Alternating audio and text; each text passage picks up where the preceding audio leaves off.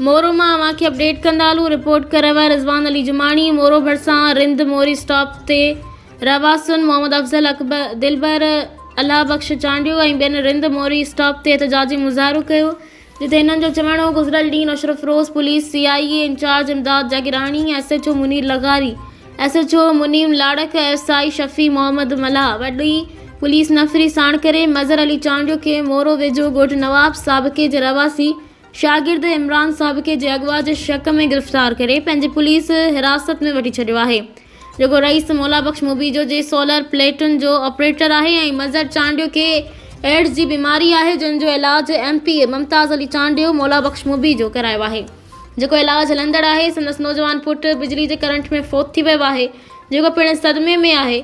मज़हर चांडियो वेड़े जो चङो मुड़ुसु पिणु आहे ऐं ॻोठ जे माण्हुनि जा फ़ैसिला पिणु कंदड़ आहे। इन्हनि जे साफ़ शफ़ाफ़ इंक्वायरी करे असांजी चङी मज़हर चांडियो खे आज़ादु कयो वञे। ॿी सूरत में असां SSP ऑफिस ॿाहिरां ॿारड़नि समेत पेट्रोल हारे तेली ॾेई पाण साड़ींदासीं।